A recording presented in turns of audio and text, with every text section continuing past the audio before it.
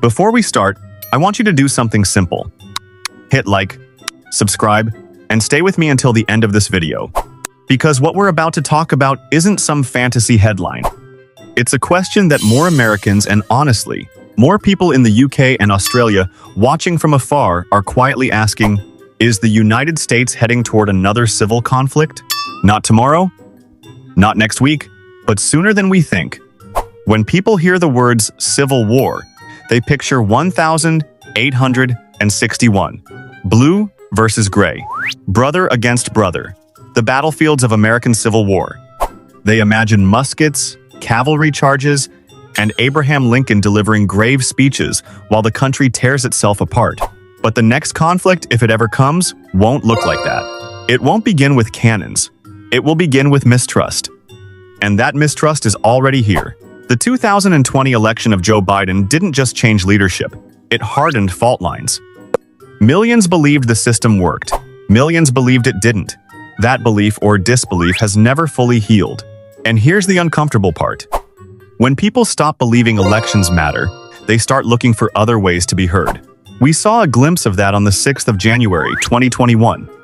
The storming of the United States Capitol wasn't just a riot. It was a signal flare.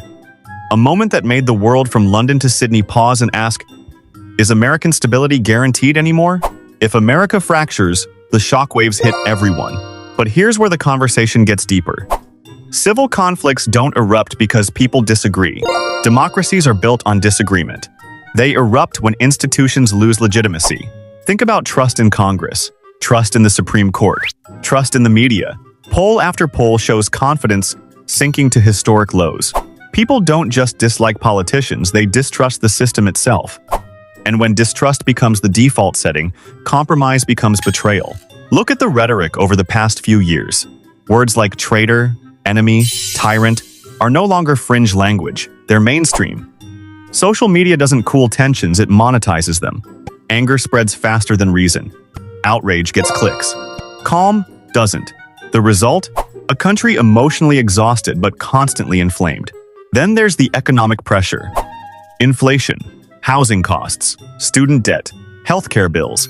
Entire generations feel locked out of stability. When young people believe the future offers less than the past, frustration grows. And frustration, if left unchecked, can turn volatile. History shows us something uncomfortable. Civil conflict rarely starts because everyone is starving. It starts when expectations collapse. And right now, expectations are shifting fast. States are increasingly acting like mini-countries. Some challenge federal authority openly. Others threaten to ignore national rulings. The idea of red states and blue states isn't just electoral shorthand anymore, it's cultural identity. Now let's zoom out for a moment. To viewers in the UK and Australia, this might feel distant. But your economies are intertwined with America's. Your security alliances depend on American stability. If Washington becomes paralyzed by internal chaos, global markets tremble. Defense strategies shift. Trade routes tighten. The world doesn't get to ignore American instability. But here's the twist. The United States has been here before, not with bullets flying, but with tension simmering. The 1960s were filled with assassinations, riots, protests, and deep distrust.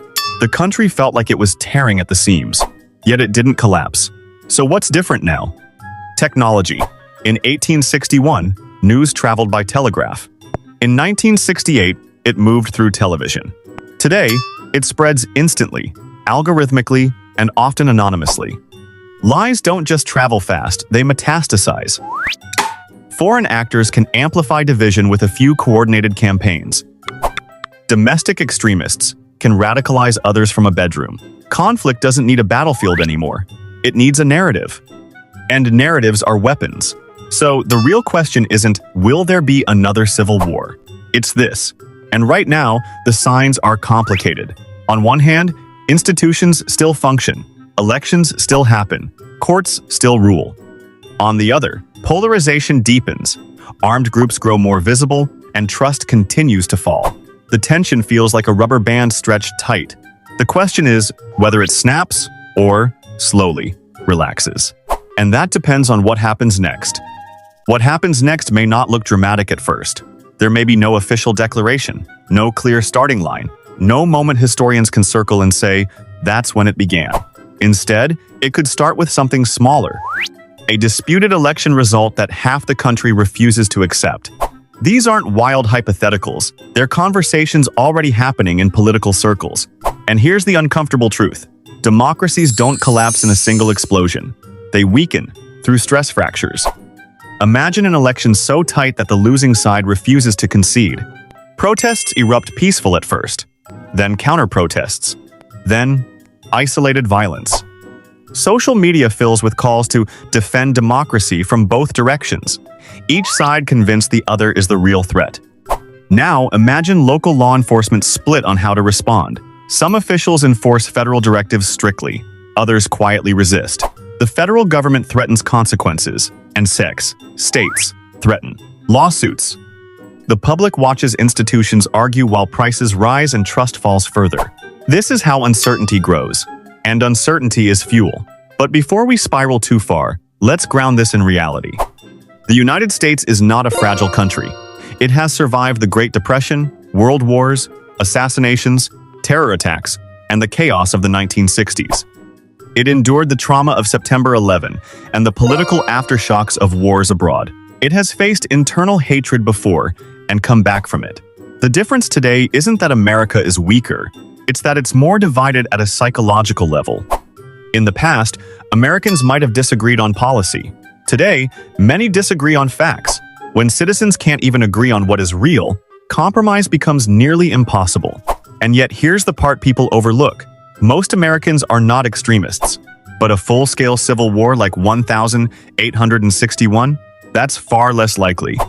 Modern America is too interconnected. Families are politically mixed. Economies are intertwined across state lines. Red states rely on blue states. Blue states rely on red states. Supply chains, infrastructure, energy grids, they don't separate cleanly along ideological borders. Any true breakup would be economically catastrophic for everyone involved. That reality acts as a brake. However, there's another possibility, and it might be more realistic. A cold, civil conflict. Not armies in the streets, but constant institutional standoffs. States pushing boundaries, federal authority tested repeatedly.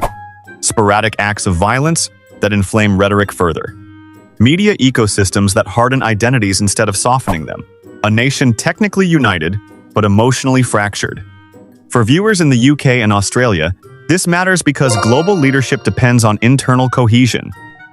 If Washington becomes absorbed in domestic turmoil, its global focus narrows. Alliances strain. Markets react. Strategic rivals take advantage of distraction. Stability in America has never just been an American issue. But here's the hopeful part, and it's important. Tension doesn't automatically lead to collapse. Sometimes it forces recalibration. Political realignments happen. New leaders emerge who speak to broader coalitions. Exhaustion, with polarization, creates demand for moderation. After periods of extreme division in history, voters have often shifted towards stability. The pendulum swings. The real danger isn't disagreement. It's dehumanization. When political opponents stop being wrong and start being seen as evil, the ground becomes unstable. But reversing that narrative doesn't require grand speeches from Washington. It starts locally, communities choosing dialogue over demonization, media consumers demanding nuance instead of outrage. It sounds simple. It's not. But it's possible. The United States stands at a crossroads. Yes, but crossroads don't guarantee disaster. They simply demand direction. Will there be another U.S. civil conflict? There will almost certainly be more tension, more fierce elections, more legal battles, more angry headlines. That's the trajectory of a deeply polarized democracy in a hyper-connected age. But a second 1861-style war? That outcome depends on whether institutions adapt, and whether citizens decide that winning is more important than staying united. History shows that nations rarely fall overnight. They fall when enough people decide the system is beyond repair. Right now, America is not beyond repair. It is strained. It is divided. It is loud, but it is still functioning. And that means the future isn't written yet.